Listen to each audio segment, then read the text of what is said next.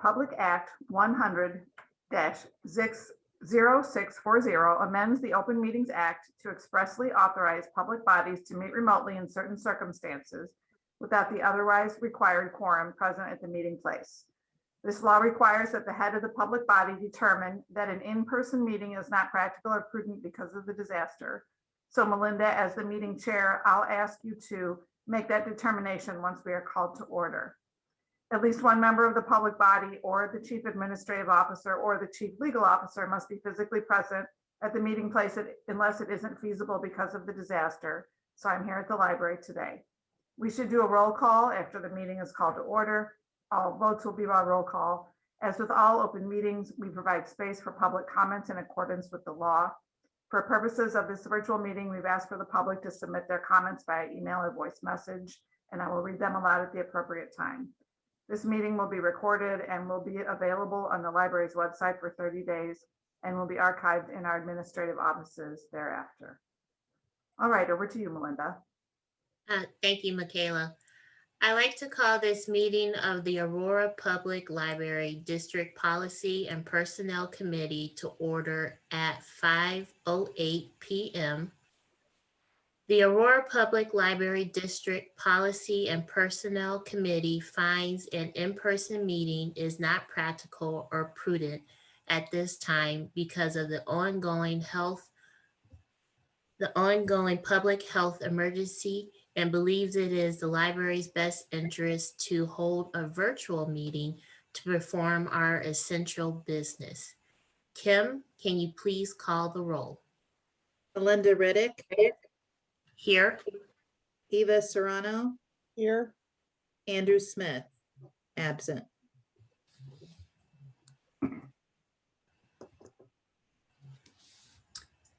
Okay. Are there any changes to the minutes? May I have a motion and a second to approve the minutes of the December 16th, 2020 meeting of the Policy and Personnel Committee? Kim, please call the roll. Let's have a motion and a second first. So moved. Eva moves. Melinda, that means you have to second. A second. Okay. Please Melinda Riddick. Yes. Eva Serrano. Yes. Andrew Smith. Absent. The board's bylaws any public comments? The board's bylaws limit public speakers to 3 minutes per person with an overall limit of 30 minutes of public comment per meeting. As allowed by state law for this virtual meeting, Michaela will read comments submitted via email or phone as allowable under the guidance of the Attorney General's office. We have no public comments. Okay, keep moving forward. Next, may I have a motion and a second to recommend the full board approve the bylaws? Melinda, do you want me to talk a little bit about what we're asking you to do here first? Oh, sure, it does say Michaela. Yes. It's okay, no worries.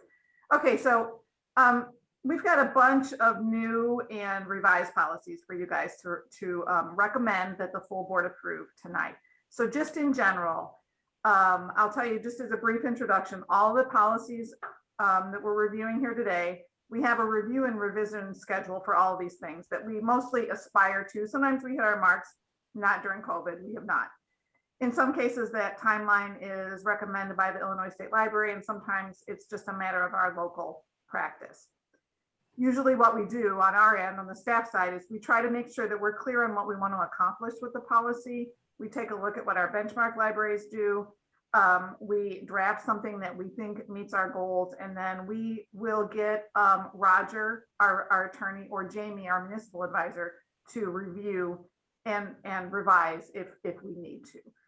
Some of these policies, all these policies that we're looking at today are sort of legalistic. They're called compliance policies mostly. So we did bring in our outside experts to review these. So about the bylaws in particular, I'll just say that all Illinois library boards have bylaws, they're required to.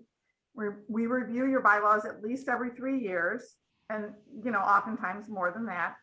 Many, if not all of the changes that I'm recommending here today are related to our conversion to library district. So we changed the name of the library, we changed the statute citations, the number of members on the board. We call you trustees after the election rather than directors. The length of the term, things like that. So these bylaws are my drafting, and then Roger reviewed and approved them. I will say that I asked Joe to take a look in his capacity as a Rails employee as well as a board member. And he asked a question, which was interesting. He said, let me get it here so I don't misrepresent what he said. He said,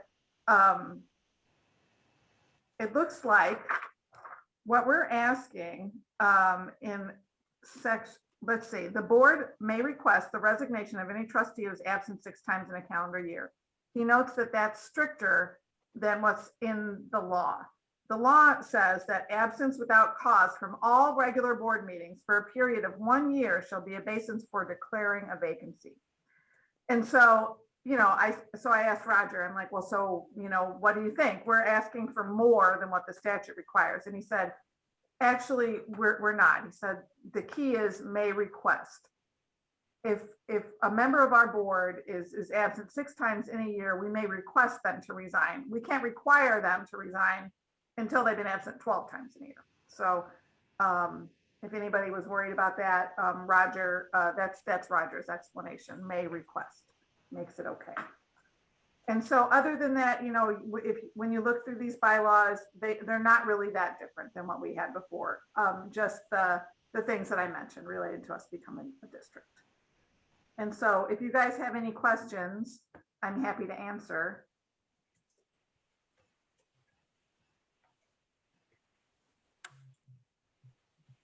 So Melinda, I don't see any questions unless you have some. You can go ahead with the motion and second whenever you're ready. I'm done talking. Okay, thank you, Michaela. Seeing there are no questions, may I have a motion and a second to recommend the full board approve the bylaws? So moved. Second. Kim, can you please call the roll? Melinda Riddick, Yes. Eva Serrano, Yes. Andrew Smith, absent. Motion pass. Next would come up is the reserve and accumulation of funds policy. Michaela, do you want to walk us through that? Okay, thank you. So the reserve portion of this policy is new, and it's required for district libraries if we are going to maintain any funds in reserve.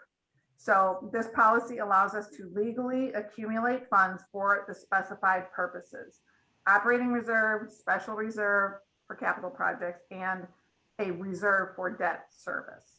So Mary Myers drafted this for us, and it was, we went over it with Jamie Racklin, our municipal advisor, and with Roger. So right after that, we're asking you to also recommend that the full board rescind our existing accumulation of funds policy.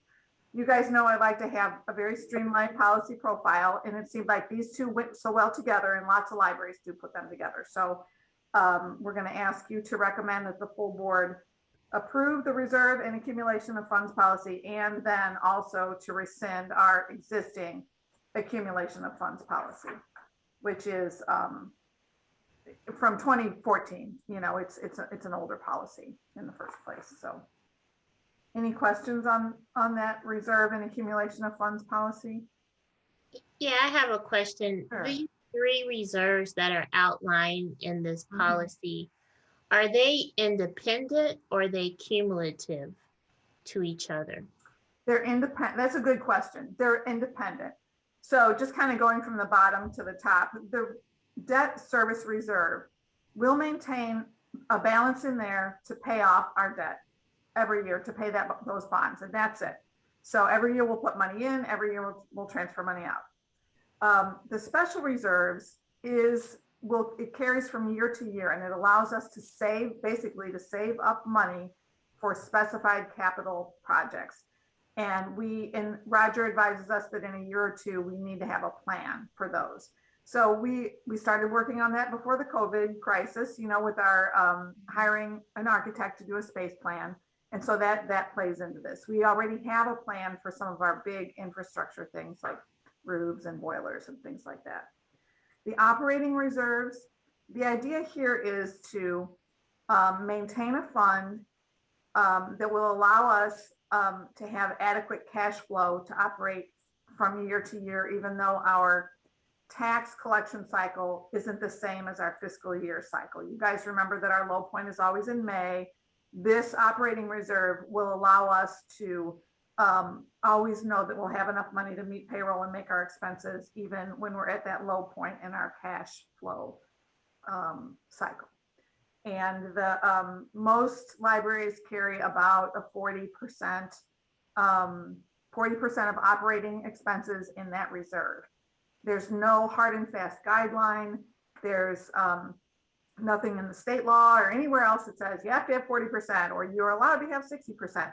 But what you can't do is accumulate an excessive amount. You can't accumulate 5 times your operating reserves. You want to keep it something reasonable so that you have enough cash if there's an unexpected delay in tax collections like we were worried about was going to happen this year, which still may happen in 2021, so that's probably more than you actually asked, Melinda. Sorry.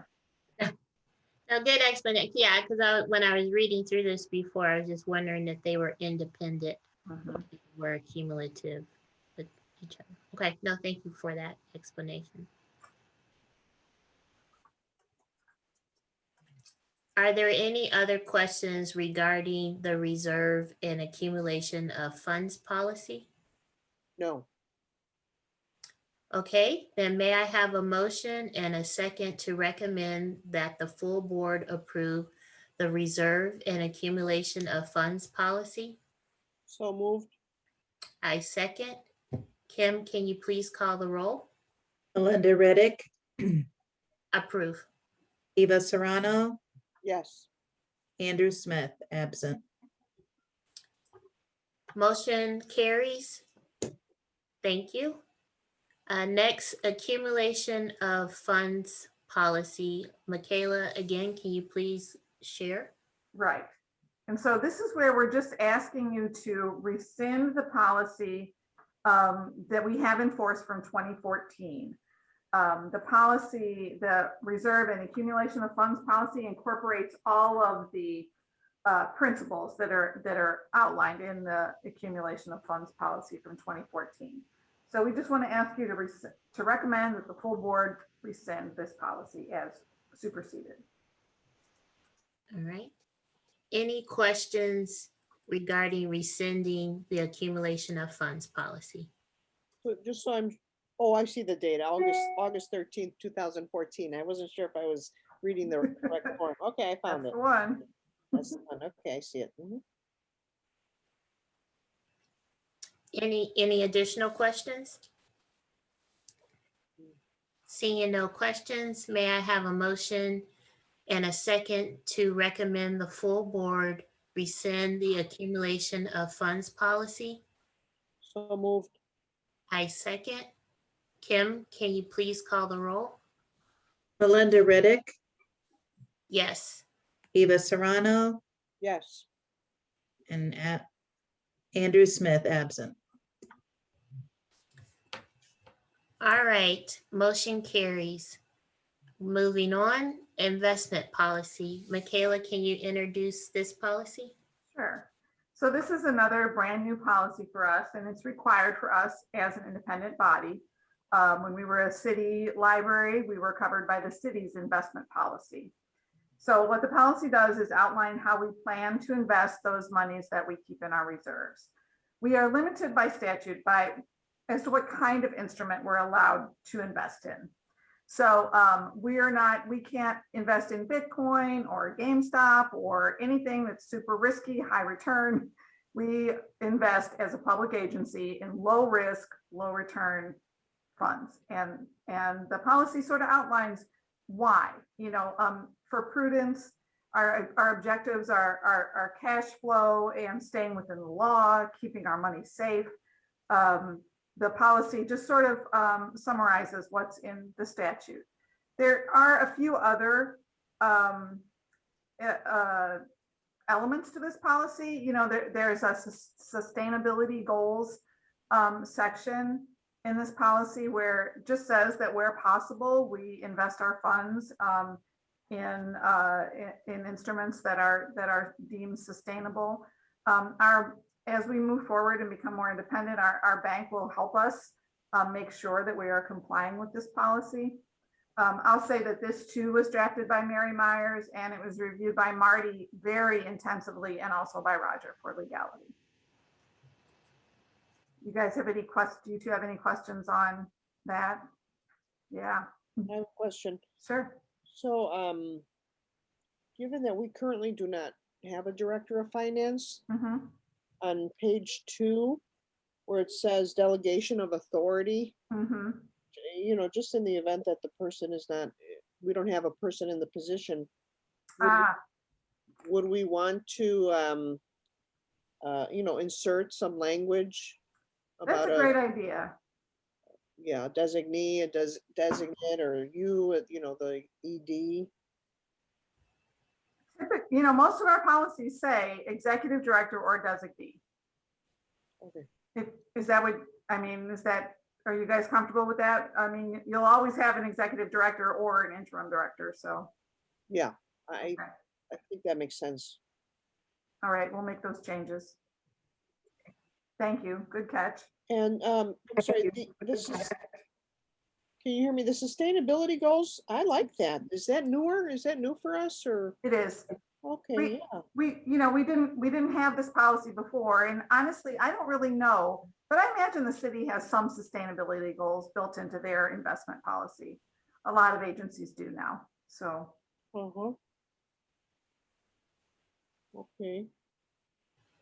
And any board members, is there a process to, I know you have assigned conflict of interest statements, Right, so, just to, I guess, make sure that all of that is up to date once investments start to occur. right, exactly. So we do, and that's required by law. You guys have to fill out those in economic interest statements, and we do too. The library's whole management team does too. And so those have to be up to date, and you guys should be getting something in your email pretty soon if you haven't already. But yeah, this conflict of interest, this just, calls out in the place where people might look for it, that board, that we also can't invest in, in an instrument that you guys, any of you have created or manage in any way. So later, not today, later, another day, we will bring you guys an ethics statement. As an independent agency, you guys are required to pass an ethics statement. And we'll have that ready probably in March at some point. So that the economic interest statement, we're in good shape as far as that goes, I think.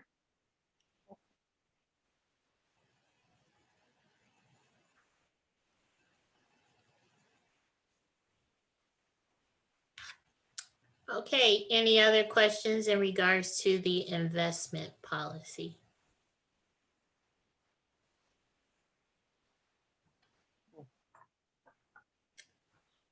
Okay, excuse me. May I have a motion for the recommended additions to the policy that were noted? Can I have a motion and a second to recommend that the full board approve the policy, approve the investment policy? You could say as corrected or As, as amended. Mhm. yeah, or as amended. Okay. So moved. I second.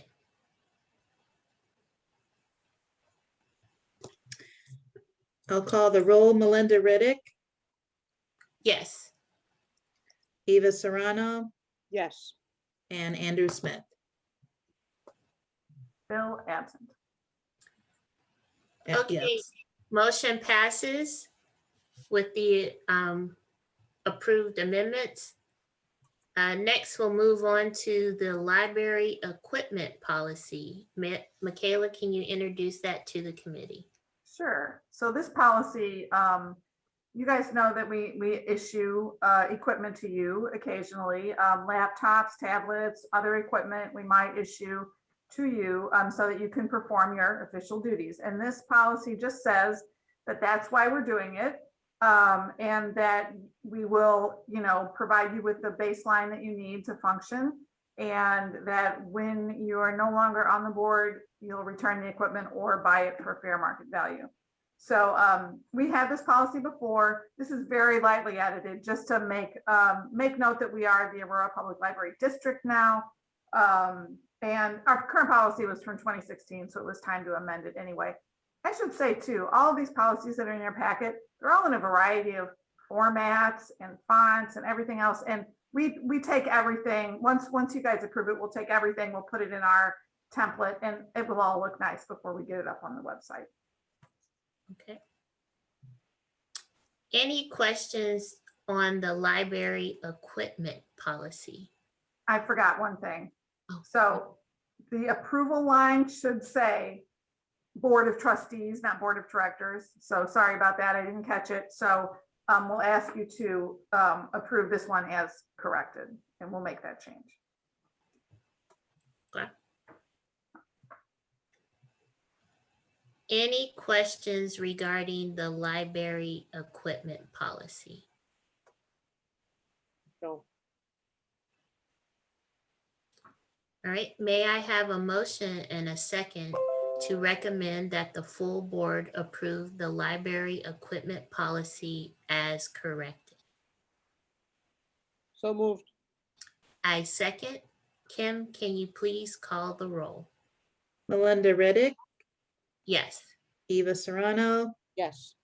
Andrew Smith, absent. All right, thank you. Motion carries. Next, we have the purchasing policy. So Michaela, if you could introduce that to the committee. All righty. So the purchasing policy really just outlines what is in the statute regarding public purchasing. It's not very different from our current policy. Remember, I said at the beginning, some of these are compliance policies, and that's exactly what this is. We have to have one, we have to follow the law, and here we go. So it's really lightly edited, again, mostly to take into account that we are now a library district. There were a few other things that needed clarification in there that we tweaked, but not too many. This was last reviewed in 2017, so we're only a little bit behind on this one, which is nice. And Roger reviewed this just to make sure that we were up to date on what the statute says, and we are. All right, thank you, Michaela. Are there any questions regarding the purchasing policy? Eva has a question. Do people still use public bulletin boards? Not too often, but sometimes. I know. So I guess, do we change that to include some of the electronic boards that we use, electronic platforms, digital platforms? I mean. Eva, that's a good question. Let me ask about that. I think that it's in the law that we have to post like we do with the board meetings. Just doing it on the website isn't enough. We have to actually post it, here. And so I'll find out. We've been closed. Yeah, but not everybody has electronic media, True. Eva. So you Right. still have to make sure your information is available to anybody, regardless of electronic or whatever. But so I think we probably will have to maintain that statement. yeah. Maybe should we add as well as?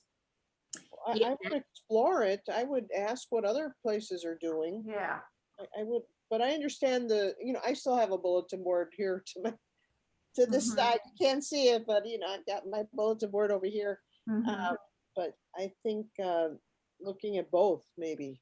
Yeah, so if we can add some language that says, the library district will post notices on a public bulletin board located at the main library and branch libraries, as well as on the library's website and other means, other electronic means. Is that Yeah. okay? Yeah, that sounds good. Okay. And would we actually do it? As long as we actually do Oh, it. yeah, Yeah. we would, actually, you know, you're Yeah. right, we would, yeah. Oh, okay.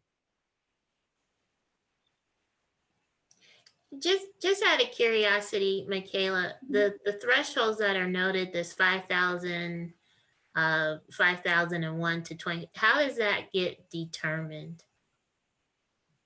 That's in the statute. Okay. So at one point, probably a pretty long time ago, the legislature decided that that was a reasonable point of oversight. Okay. I'm just curious. Yeah. Good question. All right. Any further questions regarding the purchasing policy? No. Seeing no further questions, may I have a motion and a second to recommend that the full board approve the purchasing policy as corrected? So moved. I second. Kim, can you please call the roll? Melinda Riddick, Yes. Eva Serrano, Yes. Andrew Smith, absent. Motion carries. Next, we'll move to disposal of surplus property policy. Michaela, once again, if you could introduce this to the committee. All righty. Our current policy dates from 2014, so we are well past our review window for this one. The policy that you have before you is completely rewritten from that much older policy. It accounts for our transition to a district, of course, but also for clarity and clarity of purpose. It is pretty well completely rewritten. I found another libraries policy that I liked very much, the Schaumburg Public Library District. And this is based on that with some additions from some other policies. Again, a lot of this is governed by statute. We don't really get to decide about the dollar thresholds or anything like that. That's all in the law already. And again, this one was approved by Roger Ritzman as well. Oh, Eva says, I have a policy called exemptions from competitive bids.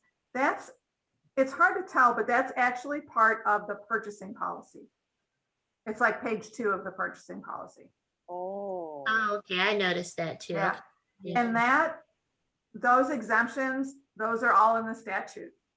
Oh. We thought, Mary and I both thought when we were looking at this, that this would be useful to have those exemptions in the policy, and a lot of libraries do that.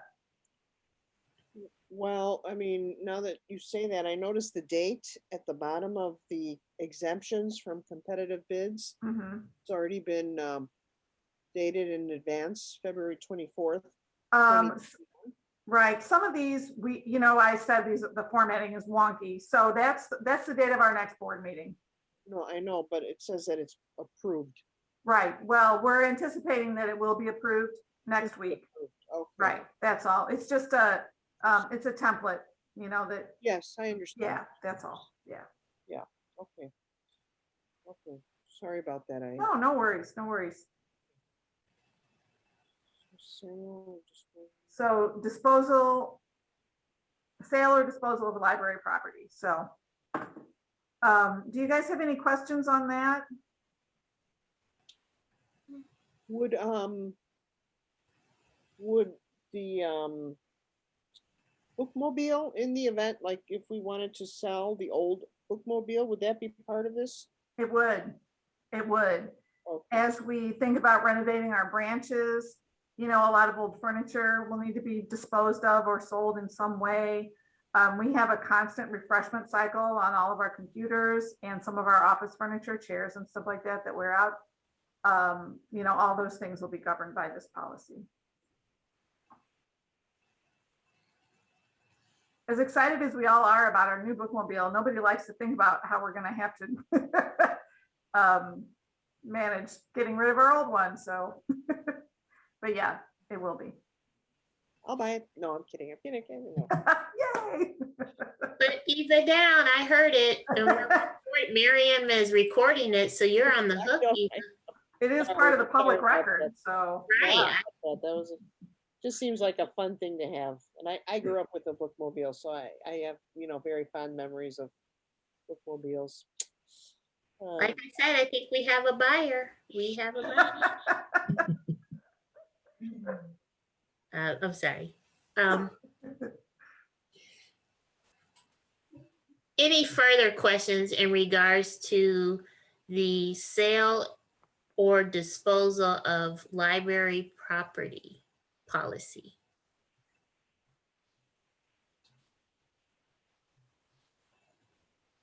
Hearing no further questions, may I have a motion and a second to recommend that the full board approve the disposal of surplus property policy? So moved. I second. Kim, can you please call the roll? Melinda Riddick, Yes. Eva Serrano, Yes. Andrew Smith, absent. Motion carries. Oh, Michaela, that's the last policy. You guys work fast. Very good. There being no further business before the committee, may I have a motion and a second to adjourn the meeting at 5:39 p.m. So moved. I second. Kim, can you please call the roll? Melinda Riddick, Yes. Eva Serrano, Yes. Andrew Smith, absent. Motion carries. Meeting is adjourned. Thank you all so much. Great meeting. Thank you, Madam Secretary. Very good. Thank you, everyone. Very good committee. Thank you, Eva. Okay, thank you. Miriam, thanks. Kim, Chris. wonderful. Night.